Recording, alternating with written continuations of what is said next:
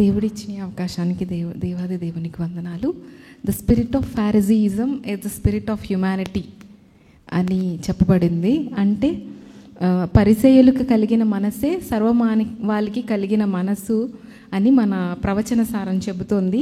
అలాగే క్రీస్తు కొండ మీద చేసిన ప్రసంగంలో శిష్యులకు ఇచ్చిన ఉపదేశాలు అలాగే హెచ్చరికలు కూడా అవి కేవలం శిష్యులకి కాదు సర్వమానవాళికి ఇచ్చారు అని చెప్పి ఎలెన్ వైటమ్ గారు చెప్తున్నారు.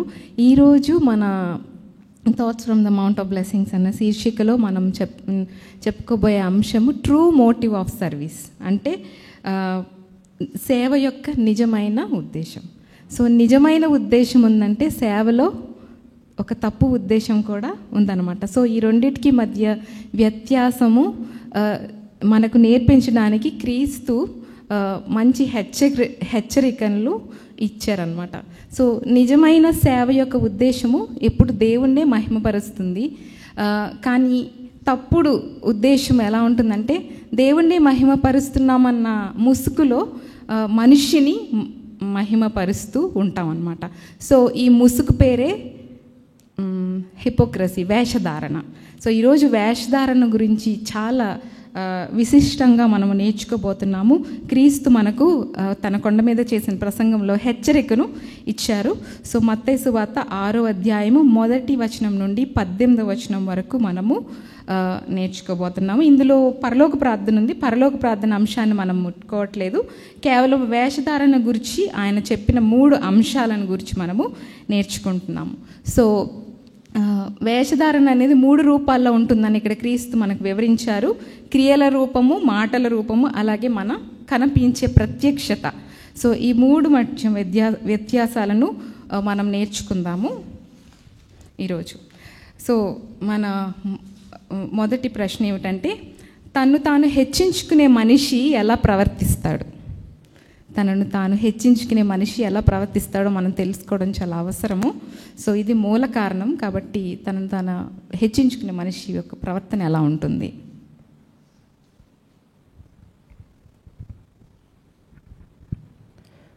మొట్టమొదటిగా తాను హెచ్చించుకునేటువంటి వ్యక్తి ఏ విధంగా ప్రవర్తిస్తాడంటే, తన జీవితంలో ఎప్పుడు తన కోసమే జీవిస్తాడు.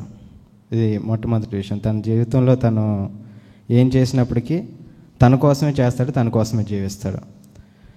రెండోది, తను ఏం చేసినప్పటికీ కూడా మనుషుల దగ్గర నుంచి మెప్పు పొందాలని, తాను అందరి ముందు గౌరవించబడాలని తను ఎప్పుడు కోరుకుంటూ ఉంటాడు. ఎప్పుడు ప్రశంసలు పొందుకోవాలి అని లోపల ఒకటి పెట్టుకున్నా ఎప్పుడు కూడా తను ఎప్పుడు హెచ్చించుకోవాలని చూస్తూ ఉంటాడు. యేసు ప్రభువు వారు అన్నారు, మీ నీతి క్రియలు ఇతరులకి కనబడే విధంగా చేయకుండా ఉండటానికి జాగ్రత్త పడమన్నారు. సాధారణంగా మనుషులు ఏమనుకుంటారనంటే, మనం చేసే ప్రతి పని ప్రతిదీ మనుషులు చూడాలి, చూసి మనం అభినందించాలి అని మనుషులు అనుకుంటారు. కానీ యేసుప్రభు వారు అన్నారు, మీరు జాగ్రత్త పడండి అన్నారు. మన గురించి ఇతరులకు తెలియాలని మనుషులు అనుకుంటారో, కానీ అలాగా మీరు నీతిగా ఉన్నట్టు, మీరు మంచి పనులు చేస్తున్నట్టు ఇతరులకి కనపడే విధంగా మీరు చేయకుండా మీరు జాగ్రత్త పడండి అన్నారు. ఏ మనిషి అయితే ఇతరుల మనిషి చూడాలి, చూసి నన్ను అభినందించాలి అని అనుకుంటాడో, అది ఎంత ఘనమైన పని అయినా దాన్ని దేవుడు చూడడు. మనిషి చూడాలి అని మనిషి చేస్తే దానిని దేవుడు చూడడు. కానుక పెట్టి దగ్గర యేసుప్రభు నిలబడి ఉన్నారు. చాలామంది చాలా ఎక్కువ డబ్బులు వేస్తున్నారు వాళ్ళ గొప్పతనాన్ని ప్రదర్శించుకోవడానికి. వేస్తూ ఉంటే అక్కడి నుంచి ఒక పేద విధవరాలు వచ్చి చాలా సీక్రెట్గా, అది ఎవరికి కనపడకుండా ఆవిడ అందులో వేసింది. అప్పుడు యేసుప్రభు అన్నారు, వీళ్ళందరికంటే కూడా ఈవిడే ఎక్కువిచ్చిందని ఆవిడ చెప్పారు. అందుకనే ఇందులో అన్నారు, మీరు ఏదైనా సహాయం చేసినప్పుడు, ఏదైనా పని చేసినప్పుడు అన్నారో, మీరు కుడి చేతితో చేస్తే ఎడమ చేతికి తెలియకూడదు. అంటే ఎందుకు కుడి చేస్తే ఎడం చేతి చెయ్యకూడదు అంటే, మనము ఏదైనా ఒక విషయాన్ని ఎవరికైనా ఒక్క మనిషికైనా మనం చేసేది తెలియాలనే ప్రయత్నం చేసామంటే ఆ మనిషి ద్వారా అయినా సరే అది వేరే చోటకి అది వెళ్తుంది కదా. మన పర్టికులర్గా ఒక మనిషి అయినా కానీ దాన్ని చూసే విధంగా మనం ప్రయత్నం చేసామంటే అది వేరే ఆయన ద్వారా కూడా వేరే విధంగా అది వెళ్తుంది. అందుకని అన్నారు ఎవరు చూడకుండా మీరు చేయండి అని అన్నారు. నిజంగా ఇలాంటి పనులు ఎవరు చేస్తారని అంటే, మనిషి చూడాలి నేను చేసేది, నన్ను గౌరవించాలి, నేను దీని ద్వారా నేను గౌరవం పొందాలని ఎవరు అనుకుంటారనంటే ఈ వాక్యంలో చెప్పారు. దేవుడు అంటే ఎవరికైతే తెలియదో, నిజంగా దేవుడు తెలియని మనిషి మాత్రం ఆ పని చేస్తాడు అన్నాడు. వేషధారుల వలె మీరు ఏదైనా దానం చేసినప్పుడు వేషధారుల వలె మీరు బోధ ఊదించవద్దు. వేషధారులు కాదు, సారీ, అన్యుల వలె మీరు బోర ఊదించవద్దు. అంటే దేవుడు ఎవరైతే నిజంగా దేవుడికి తెలీదో, దేవుడు అంటే తెలీదు వాళ్ళు మాత్రమే నేను చేసేది ఇతరులు చూడాలి, ఇతరులు నన్ను పొగడాలి అని అనుకుంటారు. అందుకనే పౌలు అంటాడు, నా పేదలకే నా ఆస్తి అంతా ఇచ్చిన, పేదలకే నాకున్న ఆస్తి అంతా నేను ఇచ్చిన, ఇంకా నాకేం ఉపయోగం లేదు అన్నాడు పౌలు. పేదల కొరకు నా ఆస్తి అంతా ఇచ్చిన, నువ్వు ఇచ్చే ఇంటెన్షన్ ఏమిటి? నిజంగా ఒక బాధ్యతతోటి ఒక ప్రేమతోటి పని చేయాలి. క్రైస్తవుడు అంటే ఒక బాధ్యత, ఒక ప్రేమతో ఆ పని చేయాలి. ఆ పని చేసినప్పుడే దాన్ని దేవుడు చూస్తాడు. ఆ విధంగా చేయకుండా మనల్ని హెచ్చించుకోవడానికి చేస్తే కనుక అది అంటున్నాడు, దానివల్ల నాకు ఏం ఉపయోగం లేదు అంట. పేదలకి నా ఆస్తి అంతా ఇచ్చేసినా కానీ నాకు ఏమి ఉపయోగము లేదు. నిజంగా ఒక మనిషి నేను నన్ను గౌరవించాలి, నేను ఇతరులకు గొప్పగా కనపడాలని ఏ మనిషి అయితే చేస్తాడో నిజంగా ఆ మనిషికి దేవుడు ఎవరో తెలియదు. మరి సత్క్రియలు మనుషుల ఎదుట మనము చూపించాలి అని బైబిల్ అంటుంది కదా. మరి దేవుడు క్రీస్తేమో కుడి చేతికి చేసింది ఎడమ తెలియకూడదని అంటున్నారు. ఈ రెండింటిని మనం ఎలా బ్యాలెన్స్ చేస్తాం? ఓకే, ఇది మత్తయి వార్త 5వ అధ్యాయం 16వ వాక్యంలో ఇది ఉంది. అందులో అంటారు, మనుషులు మీ సత్క్రియలను చూసి పరలోకమందున తండ్రి మహిమపరచబడినట్లు మీరు వెలుగుని ప్రకాశింపనీయండి అన్నాడు. వెలుగుని ప్రకాశింపేయండి. సాధారణంగా ఆధ్యాత్మిక జీవితంలో మనిషి భయభక్తులు కలిగి జీవిస్తూ ఉంటే నడుస్తున్నాడు అనుకోండి, దేవుని మాట ప్రకారం నడుస్తున్నాడు, వెలుగుగా నడుస్తున్నాడు. అలా వెలుగుగా నడుస్తున్న సందర్భంలో దాని మీద మనిషి మీద దాడి జరుగుద్ది కదా, దాడి జరుగుద్ది, అవమానం వస్తుంది. అలాంటి సందర్భంలో వెలిగే మనిషి ఒకసారి ఏమైపోతాడంటే ఆరిపోతాడు. కానీ అలాంటి సందర్భం మీకు వచ్చినా సరే మీ వెలుగు మీరు ప్రకాశించనివ్వండి మీరు, ఓకేనా. మీరు ఏ కార్యం అయితే చేస్తున్నారో ఆ కార్యం మీరు ఆపొద్దు. ఒక మంచి పని మీరు చేస్తున్నారు, మీకు వ్యతిరేకత వస్తుంది, హింస వస్తుంది, క్రిటిసిజం వస్తుంది, ఓకేనా. దేవుడు చూపిన మార్గంలో మీరు నడుస్తున్నారు. అలాంటి సందర్భంలో మీకు వ్యతిరేకంగా వచ్చినా సరే ఆ వెలుగు మీరు కంటిన్యూ చేయండి. మీరు అది ఏపైతే మంచి పని చేస్తున్నారో ఆ పనిని మీరు కంటిన్యూ చేయండి. వెలుగు సత్క్రియలు అంటే ఇతరులు చూడాలని చేసేవి కావయి బై నేచర్.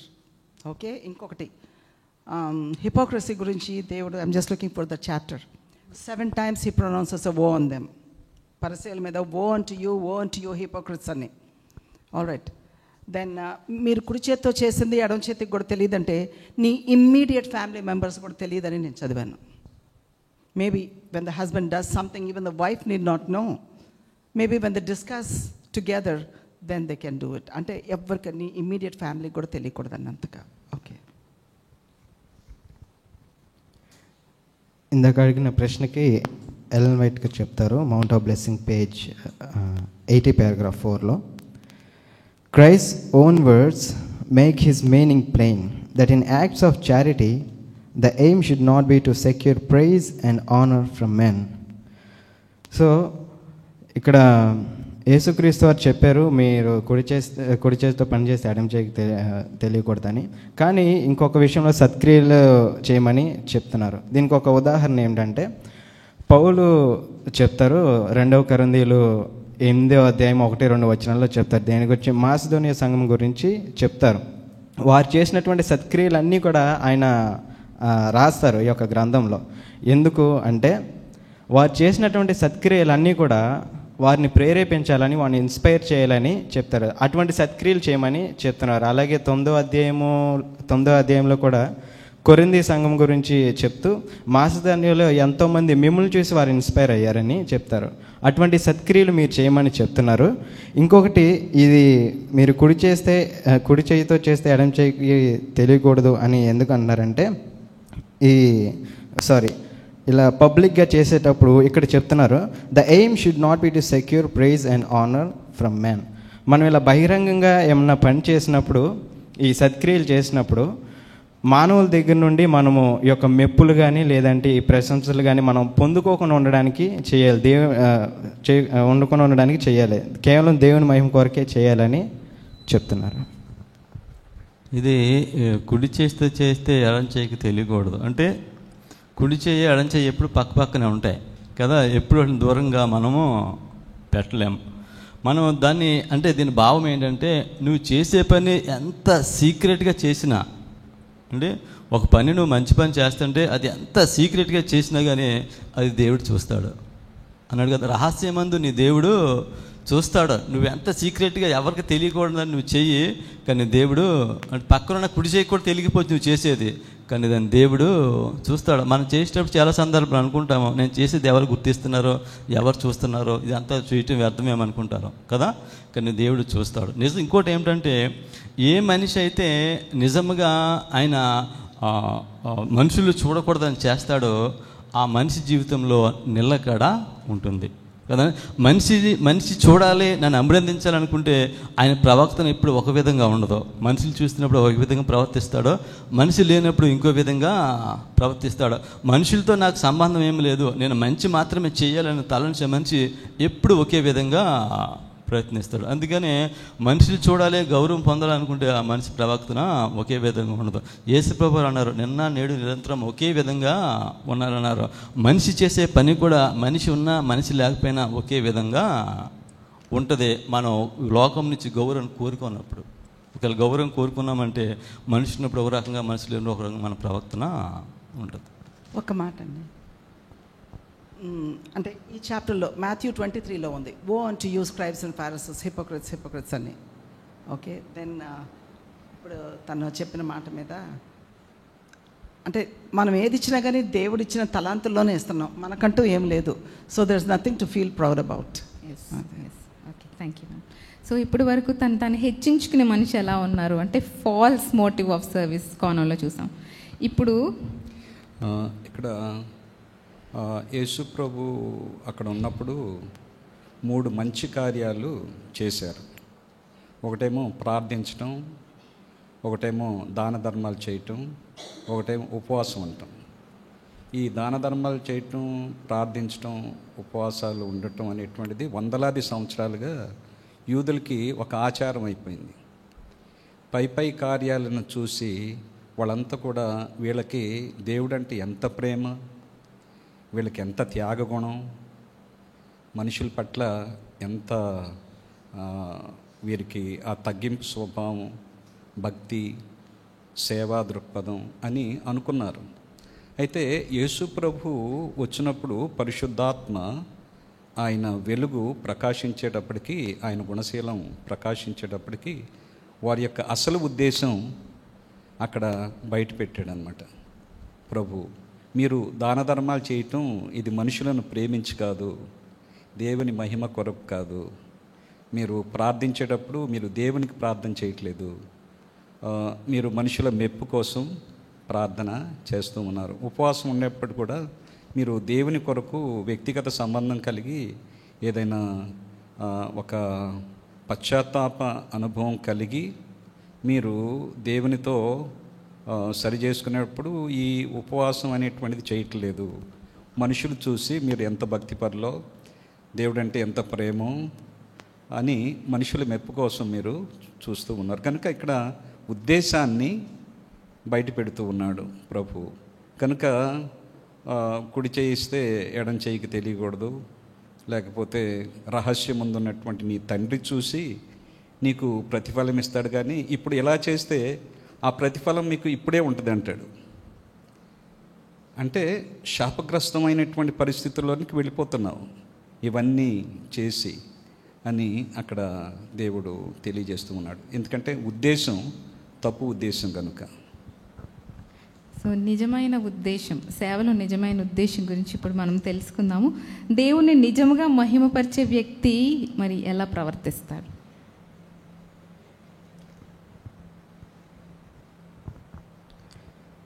దేవుణ్ణి నిజంగా మహిమపరిచేటువంటి వ్యక్తి ఎప్పుడు తను తగ్గించుకుని జీవిస్తాడు.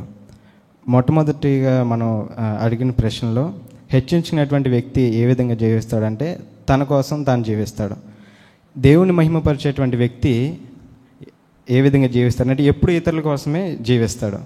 ఈ ఇతరుల కోసం జీవిస్తూ ఇతరుల కోసమే ప్రతిదీ చేస్తున్నటువంటి వ్యక్తి ఆ యొక్క మనసులో ఏముంటుందంటే, నాకున్న ప్రతిదీ దేవుడే ఇచ్చాడు, దేవుడు నాకు ఇచ్చిన దాన్ని నేను వేరే వాళ్ళకి చేస్తున్నాను అన్నటువంటి స్వభావంతో తనకి ఎప్పుడు ఇతరులకి సేవ చేస్తూ ఉంటాడు. ఆ సేవ నిమిత్తము ఎప్పుడు ఆయన దేవునికి కృతజ్ఞత కలిగి ఉంటారు. ఆయనకు వచ్చింది ఏది కూడా ఆయన మహిమ కొరకు ఆయన తీసుకోడు, ప్రతిదీ కూడా దేవుని మహిమ కొరకు ఆ విధంగా జీవిస్తాడు. ఆ వ్యక్తి ఎప్పుడు తను తగ్గించుకుని జీవిస్తూ ఉంటాడు.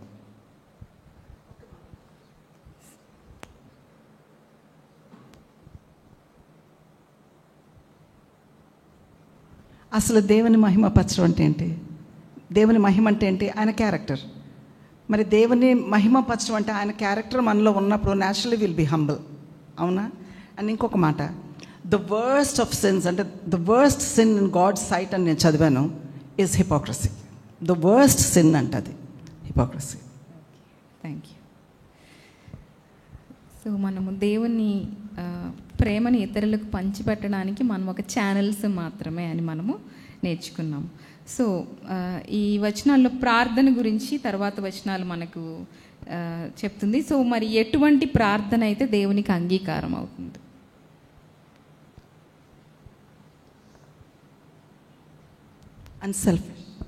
అన్సెల్ఫిష్, నిస్వార్థమైన. మనం ఏది చేసినా కానీ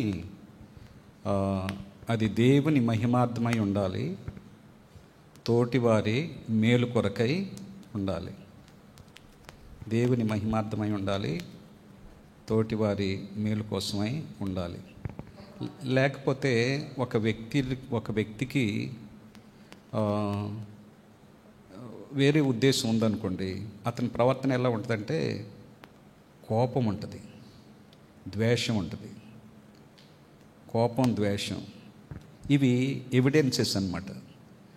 ఆ వ్యక్తి నిజంగా దేవుని మహిమ కొరకు చేయట్లేదని, ఆ ప్రజల పట్ల మేలు చేయటానికి, వారి పట్ల ప్రేమతో ఆ విషయం చేయట్లేదని అనటానికి అది ఒక నిరూపణ, అదొక రుజువు. యేసు ప్రభువారు గెత్సేమనే తోటలో ఆయన చాలా తీవ్రమైన శ్రమ పడుతున్నప్పుడు ఆయన ప్రార్థన చేశారు. సాధ్యమైతే ఈ గిన్నె నా యొద్ద నుంచి తీయమన్నారు, కానీ ఈ గిన్నెని తీసేమని ప్రార్థన చేయలేదు. అంటే ఆయన ప్రార్థన ఆయన కోసం లేదు. నాకు ఈ వరిని నేను తప్పించుకోవాలని ప్రార్థన చేయలేదు. ఆయన నేను ఈ విధంగా బాధపడటము నీ చిత్తమైతే దాన్ని కొనసాగించనివ్వండి, మీ చిత్త ప్రకారమే దీన్ని చేయమని ఆయన అడిగారు. ఒక్క మాట, పరలోక ప్రార్థన అనేది అన్సెల్ఫిష్నెస్ అన్నాం కదా. పరలోకమందున్న మా తండ్రి, నా తండ్రి కాదు. మన మాటలన్నీ కూడా అలాగే వస్తాయి. మా అనుదిన ఆహారం మాకు ఇవ్వండి, నా ఒక్కదానికి కాదు, నా కుటుంబానికి కాదు, మీరు నాకు ఇస్తే నేను వేరే వాళ్ళతో షేర్ చేసుకుంటాను. అన్నీ కూడా మా మా మా అన్నట్టు. That's the kind of prayer we have to ప్రే. అలాగే ఈ యొక్క పాఠంలో 2 ప్రార్థనల గురించి చెప్పారు, secret prayer and public prayer. ఈ 2 విషయాల గురించి చూస్తే మనం మొట్టమొదట వాక్యంలో చూద్దాము. 6వ అధ్యాయము 6వ వాక్యంలో యేసుక్రీస్తు వారు చెప్తున్నారు, నీవు ప్రార్థన చేయనప్పుడు నీ గదిలోనికి వెళ్ళి తలుపు వేసి రహస్యమందున నీ తండ్రికి ప్రార్థన చేయము, అప్పుడు రహస్యమందు చూచి నీ తండ్రి నీకు ప్రతిఫలం ఇచ్చును. ఇక్కడ సీక్రెట్ ప్రేయర్ గురించి యేసుక్రీస్తు వారు చెప్తున్నారు. ఆయన ఈ యొక్క సీక్రెట్ ప్రేయర్ గురించి చెప్తున్నారు కదా, మీరు ఈ విధంగా చేయండి అని చెప్తున్నారని పబ్లిక్గా మీరు ప్రేయర్ చేయకండి అని చెప్పట్లేదు. ఇక్కడ ఉద్దేశం ఏంటి అంటే, మనము వేషధారణ గురించి నేర్చుకుంటున్నాము. ఒక ఉదాహరణ ఏంటంటే చెప్తారు ఇదే పాఠంలో, పరిసయ్యులు వారు వారు ఉద్దేశం ఏంటంటే వారు ఎంత ఎక్కువగా ప్రార్థన చేస్తూ ఉంటే అంతగా వారు మంచిగా ఉంటారు అని చెప్పేసి వారికి ఒక ఆలోచన ఉంది. వారి ప్రార్థన ఎలా ఉండేవంటే ఒక సమయాన్ని పెట్టుకునేవారు. ఆ సమయంలో కానీ వారు బయట కానీ ఉంటే, ఇన్ కేస్ అది ఒక మార్కెట్ ప్లేస్ అవ్వచ్చు, లేదంటే అక్కడ బహిరంగంగా ఉండేటువంటి ప్రదేశాల్లో ఉంటే వారు అక్కడక్కడే నుంచుని చాలా బిగ్గరగా ప్రార్థన చేసేవాళ్ళు. దాని ఉద్దేశం ఏంటి అంటే ఆ యొక్క వ్యక్తి అక్కడ జనసమూహంలో ఉన్నప్పుడు ప్రార్థన చేస్తున్నప్పుడు తను భక్తిపరుడిగా కనపరుచుకుంటున్నాడు. అది వేషధారణ అంటున్నారు. Self righteousness. సో అది పబ్లిక్ ప్రేయర్. మరి పబ్లిక్ ప్రేయర్ చేయొద్దని యేసుక్రీస్తు వారు చెప్తున్నారా? లేదు. ఎందుకంటే యేసుక్రీస్తు వారే స్వయంగా ఆ యొక్క జనసమూహంలో ఉన్నప్పుడు ప్రార్థన చేశారు. ఉదాహరణకి 5,000 మందికి ఆహారం పెట్టినప్పుడు చేశారు. అలాగే లాజర్ని సమాధి నుంచి లేపినప్పుడు ఆక సమయంలో చేశారు. ఎందుకంటే యేసుక్రీస్తు వారు చేసినటువంటి యొక్క ప్రార్థనలో అది వేషధారణ కాదు. అది తాను ఇప్పుడు పరిసయ్యులు ఏ విధంగా అయితే చేశారు, నేను భక్తిపరిని కనపరుచుకుంటున్నారు వాళ్ళు, అటువంటి ప్రార్థన కాదు ఆయన చెప్పింది. సో కాబట్టి secret prayer and public prayer, ఈ రెండు విషయాల గురించి మనము నేర్చుకుందాం. ప్రార్థన అంటే దేవునితో మాట్లాడటం. దేవునితో మాట్లాడితే ఎక్కడి నుంచైనా మాట్లాడచ్చు. ఆయనతో మాట్లాడాలి ప్రార్థన. ఆయనతో మాట్లాడకపోతే అది మంచి ప్రార్థన కాదు. సో కనుక వీళ్ళు మార్కెట్ నిలబడి ప్రార్థన చేస్తారు కదా, వాళ్ళు దేవునితో మాట్లాడలేదండి. వాళ్ళు ఒక లైన్ చదువుతాను. బట్ హీ టీచర్స్ అంటే ఈ వాక్యం గురించి చెప్తూ ఆయన అంటున్నారు, పరిసయ్యులు ఆ విధంగా బహిరంగంగా ప్రార్థన చేస్తున్నారు కదా, ఆ విషయాన్ని ఉద్దేశించి చెప్తున్నారు. But he teachers that private prayer is not to be made public. So ఈ విషయం మనం వ్యక్తిగతంగా మనం సీక్రెట్గా చేసేటువంటి ప్రేయర్ని మనము పబ్లిక్గా ప్రేయర్ చేయకూడదని చెప్తాం. ఇక్కడ యేసు ప్రభు గెత్సెమనే తోటలో ప్రార్థన చేసినప్పుడు ఫస్ట్ విజయ్ గారు అన్నట్లుగా ఆయన అంత యథార్థవంతమైనటువంటి ప్రార్థన ఈ విశ్వం యొక్క చరిత్రలో మరొకటి లేదు. అంత యథార్థంగా మాట్లాడాడు. ఆయన హృదయం అంతా కూడా తండ్రి పాదాల దగ్గర కృంభరించుకున్నాడు. అక్కడ ఒక చెట్టుకు అతుక్కుపోయాడు, మట్టిలో పొరలాడుతూ ఉన్నాడు. ఆయన ఎవరో చూడాలని ఆయన చేయట్లా. ఆయన వ్యక్తిగతమైనటువంటి ఆ బాధ అన్నమాట, లోక పాపం అంతటి కూడా ఆయన మోస్తున్నాడు. పాపం ఎరిగినటువంటి ఆయన లోకమంలో అందరి యొక్క పాపాన్ని ఆయన మోస్తూ ఉన్నాడు.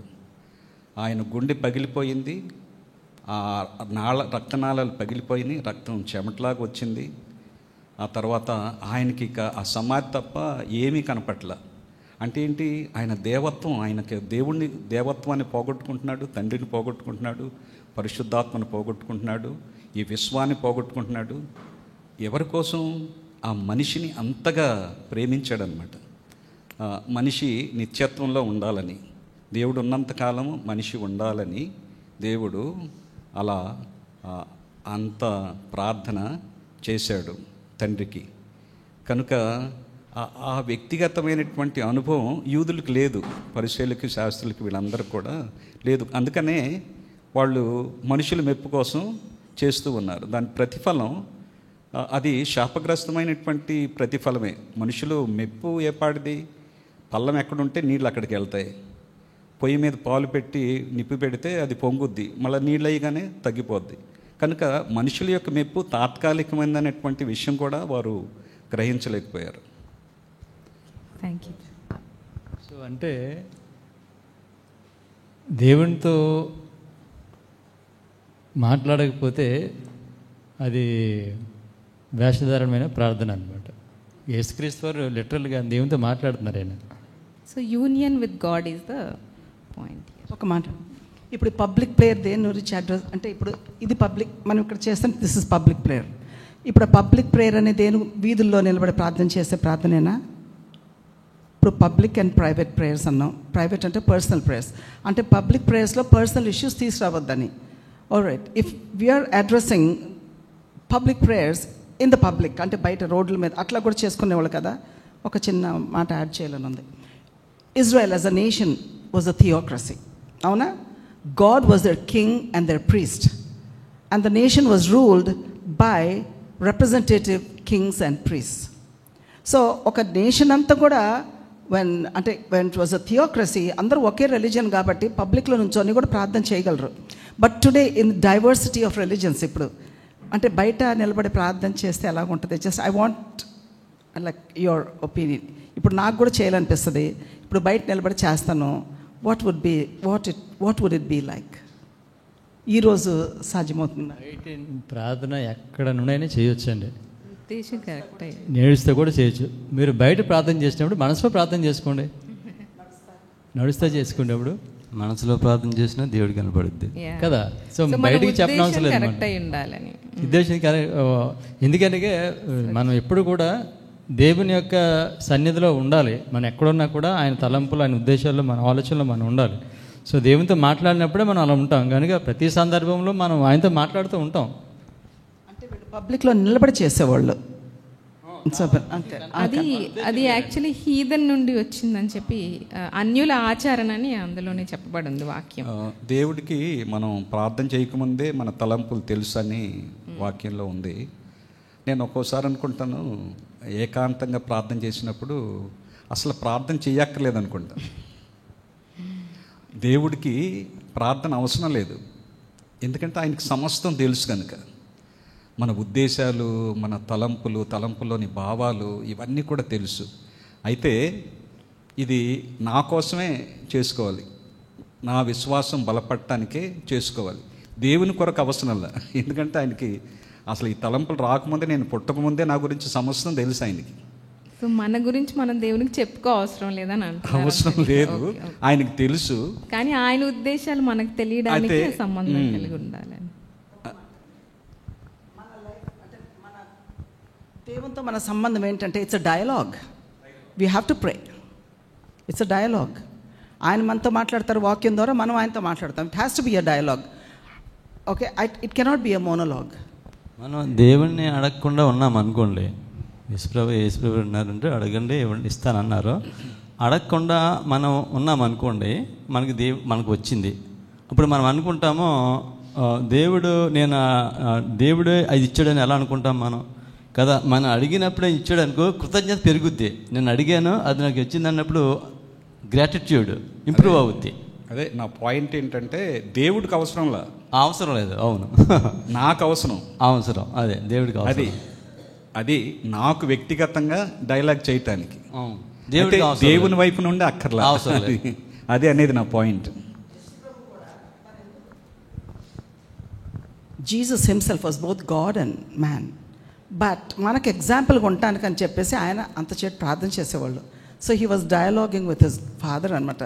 Setting an example. ఓకే, ప్రార్థన గురించి వచ్చింది కనుక ఇంకొక మాట చెప్తాను. మనం ప్రార్థన చేసినప్పుడు మనం సాధారణంగా ప్రార్థన అంటే మనకి కావాల్సినవి అడగటం అనుకుంటాం, కానీ దేవుని చిత్తాన్ని అడగాలి. ప్రభువా, నేనేం చేయాలి, నీ చిత్తాన్ని నాకు బయలుపరచు. అప్పుడు దేవుని చిత్తాన్ని మనకు బయలుపరుస్తారు. సో దావీదు అలాగే ప్రార్థన చేస్తాడు, నేనేం చేయాలి ఇప్పుడు అంటే నువ్వు ఈ పని చేయి. సో మనం ఏం చేయాలో మన జీవితంలో తీర్మానం చేసినప్పుడు ఇది చేయనా వద్దా, ఎలా చేయను అనే దాని గురించి దేవుడిని అడుగుతాం. ఇప్పుడు హన్నా ఉంది, హన్నా అక్కడ కూర్చుని ఉందంటే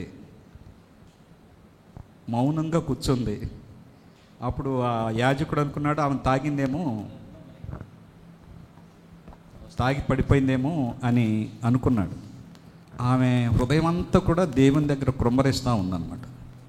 దేవునికి సమస్తం తెలుసు, ఆమె అక్కడికి రాకముందే తెలుసు, ఆమె పుట్టకముందే తెలుసు. అయితే ఆమె హృదయ వేదనను, ఆమె హృదయంలో ఉన్నటువంటి ఆ బాధను, లేకపోతే ఆమెకు ఉన్నటువంటి కోరికను, కుమారుడు కావాలని, దానివల్ల ఆమె నిందలు పడతా ఉంది ఇంట్లో, భర్త వల్ల చిన్న చూపు చూడబడుతుంది కనుక తన బాధ అంతా కూడా వెళ్ళగప్పుతుంది అక్కడ. కనుక అలా వెళ్ళగక్కినప్పుడు దేవుడు ఆమెకి ప్రతిఫలం ఇచ్చాడు. అయితే ఆమె అలా తండ్రిగా ఆ బిడ్డ చూస్తూ ఉంటే అది ఆయనకి అర్థమవుతుంది. ఆయనకి ఆమె చూడకపోయినా ఏమనకపోయినా ఆయనకి మొత్తం తెలుసు. అయితే ఆమె అలా కోరుకుంటున్నప్పుడు, ఆ కోరికను ఆయన తీర్చినప్పుడు వారి మధ్య ఒక అనుబంధం ఏర్పడదు. ఒక వ్యక్తిగతమైన లోతైన సన్నిహితమైన అనుబంధం ఏర్పడుద్ది అన్నమాట. అలాంటి రెసిప్రోకల్ యాక్ట్. ఇప్పుడు పాస్టర్ గారు అన్నది నేను వ్యతిరేకించను. అంటే దేవునికి అన్నీ తెలుసు, but at the same time we have to dialogue with him. ఎందుకంటే మనం జీవించాలంటే we have to breathe in and breathe out. So we breathe in his word and we breathe out our request. మనం అలాగా అడక్కోకుండా మనం ఏమీ పొందలేము. ఎందుకంటే సైతాన్ మనల్ని ఎక్యూజ్ చేస్తారు, దేవుణ్ణి ఎక్యూజ్ చేస్తారు. వాళ్ళు అడగకుండానే నువ్వు అన్నీ ఇచ్చేస్తున్నావని సైతాన్ ఎక్యూజ్ చేస్తారని రాయబడి ఉంది. సో తర్వాత ప్రశ్నలోనికి మనం వెళ్దాము. ఇప్పుడు మనం క్రైస్తవులు 2 విధాలుగా కనిపిస్తారు. అంటే కొంతమంది చాలా విచారంగా కనిపిస్తారు, అంటే సాడ్గా ఉంటారు. కొంతమంది ఏమో చాలా ఉత్సాహంగా ఉంటారు. సో మరి ఈ విచారంగా ఉన్న వాళ్ళు భక్తి గలవారని చాలామంది అంటారు. మరి ఉత్సాహంగా ఉంటే వీళ్ళకి భక్తి లేదు అని అంటుంటారు. మరి ఈ రెండిట్లో దేవునికి ఏది అంగీకారం? క్రైస్తవులు అనేవారు విచారంగా, ఎందుకంటే ఫర్ ఎగ్జాంపుల్ కమ్యూనియన్ సర్వీస్ అప్పుడు చూస్తాం, లేకపోతే సాబత్ డే అప్పుడు చూస్తాం, కొంచెం విచారమైన మనసుతో చాలా దీనంగా కనిపిస్తాం. విచారం కంటే దీనంగా కనిపిస్తూ ఉంటాం.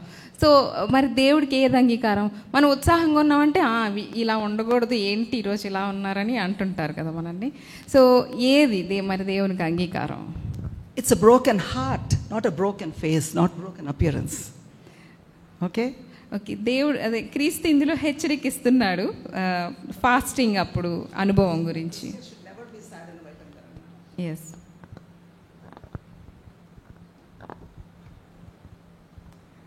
ఈ సన్నివేశం గురించి మాట్లాడుతూ 17వ వాక్యంలో చెప్తున్నారు ఉపవాసం గురించి. అంటే ఉపవాసం చేస్తే ఏ వ్యక్తి అయినా కొంచెం విచారంగా కనపడుతున్నట్టు అలా డల్గా ఉంటారు కదా. సో అప్పుడు అంటున్నారు, నీ తల అంటుకుని నీ ముఖం కడుక్కోనము. అంటే నువ్వు ఒక వ్యక్తికి నువ్వు విచారంగా ఉన్నట్టు అలా నువ్వు అపేర్ చేసుకోవడానికి వీలు లేదు. సో ఇందాక అంటే చెప్పినట్టు, సో బ్రోకెన్ హార్ట్. సో దేవుడికి మన హృదయం కావాలి, కానీ మన అపియరెన్స్ అనేది ఆ విధంగా ఉండకూడదని వాక్యం చెప్తున్నారు. అలాగే నేను ఇక కొటేషన్ చదువుతాను. మౌంట్ ఆఫ్ బ్లెస్సింగ్ 88 paragraph 1లో దేవుని మహిమ కొరకు మనం ఏం చేసినప్పటికీ ఏ విధంగా చేయాలి అని చెప్తున్నారు. What ever is done to the glory of God is to be done with cheerfulness, not with sadness and gloom. దేవుని మహిమ కొరకు మనం ఏం చేసినప్పటికీ అది మనం సంతోషంగానే చేయాలి, కానీ విచారంగానో బాధగానో ఉండి మనము చేయకూడదు. అలాగే నాకు ఈ లాస్ట్ లైన్లో చెప్తున్నారు, అండ్ ఇన్ఫ్యాక్ట్ ఆ విధంగా కానీ ఉంటే, సాడ్గా కానీ అలా విచారంగా కానీ మనల్ని మనం కనపరుచుకుంటేనంట అలా ఉండేవాళ్ళు, they misrepresent his character and put arguments in to the mouth of his enemies. And though in words they may claim God as there father, yet in gloom and sorrow they present to the world the aspect of orphans. So మనకి పరలోకమందు మన తండ్రి ఉన్నారు, ఆయన ప్రతిదీ మనల్ని care చేస్తున్నారు, మనకు ప్రతిదీ మనల్ని ఆయన చూసుకుంటున్నారు. సో బై వర్డ్స్ మనకు ఒక తండ్రి ఉన్నారని మన తండ్రి ఉన్నారని మనం చెప్తున్నాము. కానీ మనం విచారంగా కానీ బాధగా కానీ జీవిస్తే మనము ఎటువంటి అపియరెన్స్ చూపిస్తున్నామంటే ఆర్ఫెన్స్ ఆ యొక్క అపియరెన్స్ మనము చూపిస్తున్నామంట. సో ఈ విధంగా చెప్తున్నాం, మనకు తండ్రి ఉన్నారు, మనము బాధపడాల్సిన పని లేదు, విచారించాల్సిన పని లేదు. మనం ఒకవేళ అపియరెన్స్ కానీ అలా చూపిస్తే మనం తండ్రి లేనట్టుగానే మనం జీవిస్తామని చెప్తున్నారు. ఇంకా ఉపవాసం ఉన్నప్పుడు ముఖం మీరు అలాగ పెట్టుకోవద్దు అన్నారు. సాధారణంగా ఉపవాసం ఉన్నప్పుడు ముఖం అలా ఎందుకు పెట్టుకుంటారంటే ఇతరులకు తెలియాలా ఎందుకు అలా ఉన్నామంటే అదొక కారణము. ఓకేనా? అయితే ఉపవాసము ఉన్నప్పుడు ఎవరికి తెలియకుండా ఉండాలి. ముఖం అలా పెట్టుకోవడానికి ఒక కారణం ఏంటంటే మనుషులు ఏంటంటే దేవునికి ఏదో నేను ఫేవర్ చేస్తున్నాను అనుకుంటారు. అలా ఉపవాసం ఉండి నేను దేవునికి ఏదో ఫేవర్ చేస్తున్నాను అన్నట్టు ఆ ముఖము తెలియచేస్తుంది. సో ఇక్కడ మొదటి వాక్యంలోనే 6వ అధ్యాయంలో పరలోకమందున మీ తండ్రి ఫలం పొందుతారు. అంటే మనం ఏదైనా రహస్యంగా చేసినప్పుడు, అంటే పర్సనల్ రిలేషన్ కలిగి ఉన్నప్పుడు ఫలము మనము బాహ్యంగా పొందుతామని చెప్పబడింది కదా. సో ఈ బాహ్యంగా పొందే ప్రతిఫలం ఏమిటి? ఇది చివరి ప్రశ్న. ఓకే, ఈ మనం 3 అంశాలు చూసాము. ఒకటి దానం చేయటము, ఇంకొకటి ప్రార్థన చేయటము, ఇంకొకటి ఉపవాసం ఉండటం. ఈ మూడిట్లో అంశం ఏమిటంటే మనుషులకు కనపడే విధంగా ఆ మనుషులు చేస్తున్నారు, ఆ విధంగా చేయకూడదు. ఓకేనా? ఆ విధంగా చేసినప్పుడు అది ఎంత గొప్ప పని నువ్వు చేసినా, ఎంత త్యాగం చేసినా దానికి తగిన ఘనత దేవుడు రాదని చెప్పాడు. ఈ అంశంలో మనం ప్రధానంగా నేర్చుకోవాల్సింది ఏమిటంటే, యేసు ప్రభువారు ఒక మాట చెప్పారు. అన్నారు, ఏ మనిషి అయినా ఘనత పొందటానికి కానీ, గౌరవం పొందటానికి కానీ, పేరు పొందటానికి కానీ ప్రయత్నం చేసిన ప్రతిసారి నీ గౌరవం తగ్గుద్దని చెప్పారు కదా. ఇది చాలా మంచి మాట. ఇది క్రైస్తవులు ఈ మాటని హృదయంలో పెట్టుకుంటే ఇక ఏ మనిషి కూడా హెచ్చించుకోవటానికి, గొప్పగా కనపడటానికి ఎన్నడూ ప్రయత్నం చేయరు. తనను తాను హెచ్చించుకునేవాడు తగ్గించబడతాడు అని ఈ ఆలోచన ఏ మనిషిలైతే ఉంటుందో ఇక ఆ మనిషి హెచ్చించుకుంటాడా? హెచ్చించుకున్న ప్రతిసారి ఆ మనిషి యొక్క గౌరవం తగ్గుతుందే తప్ప ఒక్క ఇంచు కూడా హెచ్చించబడాడు. యేసుప్రభు చాలా స్పష్టంగా చెప్పారు, హెచ్చించుకొంచబడితే నువ్వు తగ్గించబడతావు. నువ్వు ఈ లెవెల్లో ఉన్నావు అనుకోండి, కొంచెం హెచ్చించుకుంటే ప్రయత్నం చేసావంటే ఈ లెవెల్లో ఉన్న మనిషికి ఈ లెవెల్కి వస్తావు. కనుక హెచ్చించుకునే ప్రతి మనిషి తగ్గించబడతాడు. ఆ వాస్తవాన్ని మనిషి గ్రహిస్తే కనుక దేవునికి మహిమకరంగా మాదిరిగా జీవించగలుగుతాడు. ఇక్కడ లెంట్ డేస్ అని ఉన్నాయి కదా, 40 రోజులు లెంట్ డేస్. అసలు దేవుడు మౌనంగా ఉన్నాడు. మౌనంగా ఉన్నదాన్ని రోమన్ క్యాథలిక్ చర్చ్ ద్వారా ఇది వచ్చింది, ఒక అన్యుల ఆచారం.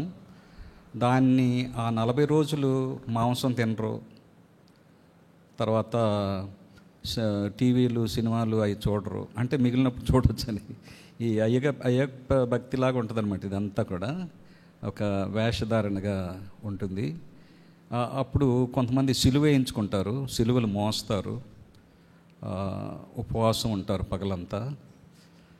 మళ్ళా రాత్రులు 2-3 అంతలు ఈ పగలకు సరిపడ్డా. ఇదంతా ఏంటంటే ఒక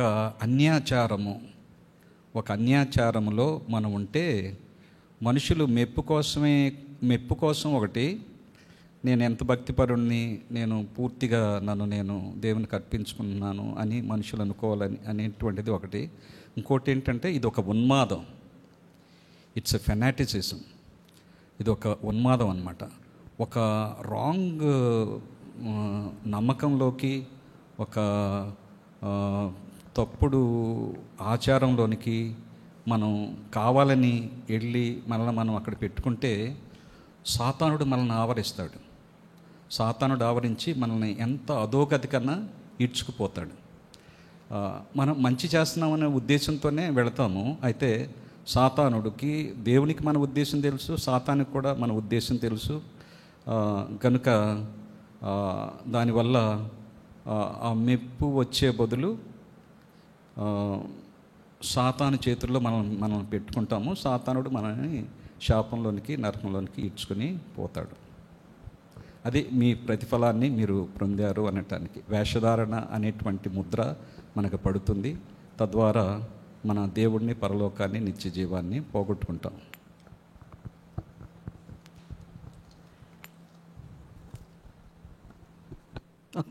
బైబిల్లో there is no commanded fast. మీరెవ్వరు కూడా ఉపవాసం ఉండమని దేవుడు ఎప్పుడు చెప్పలే. Only before the day of atonement. అప్పట్లో there was only 1 day of atonement. ఇప్పుడు we're in a period of atonement అనమాట. సో ఈ కాలంలో కేవలము మన పాపాల నిమిత్తమై we have to be broken in heart and fast. All right. ఇంకొకటి సార్ అన్నట్లుగా 40 దినాలు లెంట్ పీరియడ్ అనేసి అని చెప్పి 40. నాకు ఒక ప్రశ్న. యేసు ప్రభు మనల్ని సేవ్ చేయడానికి, సెకండ్ యాడమ్గా జయించడానికి 40 దినాలు ఆయన ఫాస్ట్ చేశారు. మనమేమని రక్షించడానికని మనం 40 దినాలు ఫాస్ట్ చేస్తాము. ఆయన అచ్చంగా ఏమీ తినలేదు. సాయంత్రాలు ఫుల్గా తినేస్తారు వీళ్ళు, పగలు తినరు. ఇంకొకటి, యేసు ప్రభు 40 days ఫాస్టింగ్ చేశారంటే it was at the onset of his ministry, not at the close of his ministry. వీళ్ళేం 40 days లెంట్ పీరియడ్ అని చెప్పేసి భోజనం చేయకుండా మళ్ళీ సిలువ మోయటం అది ఎనాక్ట్ చేస్తారు.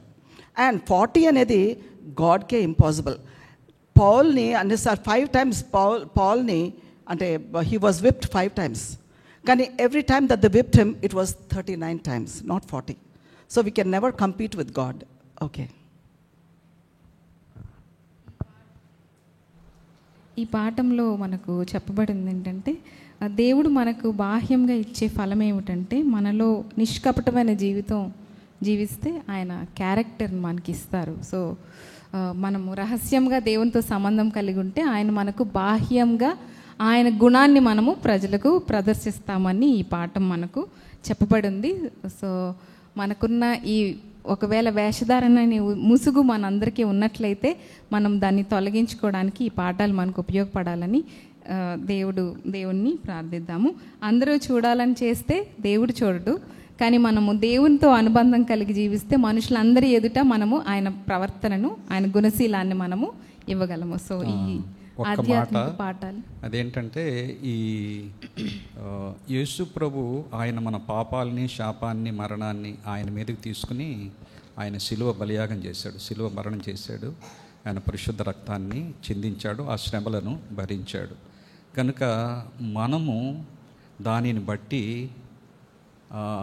మనం విచారం చేసి అలా ప్రజలకి కనపరిచే బదులు మనం దేవుని కృపచేత నింపబడి, ఆయన పరిశుద్ధాత్మతో నింపబడి, ప్రభు అయినటువంటి యేసుక్రీస్తు మనలో నివసిస్తూ ఉన్నప్పుడు అనుక్షణము మనము పరలోకపు ఆనందాన్ని అనుభవిస్తాము.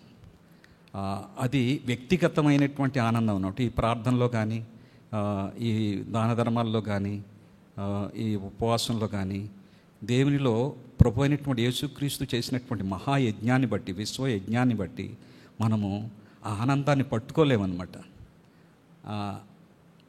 ఆ అనుభవం ఉన్నప్పుడు ఈ విచారం, మనుషులు కనపరచడం, మనుషుల మెప్పు, ఇవన్నీ కూడా చాలా సిల్లీగా అనిపిస్తాయి, ఇవి చాలా బుద్ధిహీనంగా అనిపిస్తాయి అన్నమాట. చెప్పిన మాటలో దేవునితో అనుబంధం లేకపోతే మనిషి తను హెచ్చించుకునే అవకాశం ఉంది. దేవునితో అనుబంధం ఉంటే అది అసలు అది హెచ్చించుకోవటము, ఘనత, గొప్ప, ఇవి అసలు ఇవి కన్సిడరేషన్లోకి రావండి. ఇవి ఆయన కపటం లేనివాడు కనుక మనం కూడా కపటం లేని వాళ్ళలాగా జీవించాలి. అందుకే పౌలు అంటాడు కదా, పౌలు చెప్పిన మాట చాలా ఆశ్చర్యమైన మాట అండి. పౌలు, నాకు కలిగిన ఆధిక్యతలు బహు విస్తారంగా ఉన్నాయి, నాకు ఉన్నదానికంటే కూడా నన్ను ఎవరైనా ఎక్కువగా గౌరవిస్తారేమోనని నేను అతిశయించడం మానుకుంటున్నాను అన్నాడు. నాకు ఉన్నదానికంటే ఎవరైనా ఎక్కువ గౌరవిస్తారేమో ఆయన భయపడుతున్నాడంట. సాధారణంగా మనిషి లేని దానికి సంపాదించడానికి చాలా ప్రయత్నం చేస్తాడు, కానీ పౌలు అంటున్నాడు నాకున్న ఆధిక్యతలు చాలా ఎక్కువ ఉన్నాయి, ఒకవేళ నాకు ఉన్నదానికంటే ఎక్కువగా నన్ను ఎవరన్నా గౌరవిస్తారేమోని నేను అతిశయించుకుంటా మానుకుంటున్నాను. అది స్పిరిచువల్ లైఫ్లో ఎదగటం అంటే. Thank you for the thoughts. ఈ పాఠంలో మరొక అంశాన్ని మనము వచ్చే వారం నేర్చుకుందాం.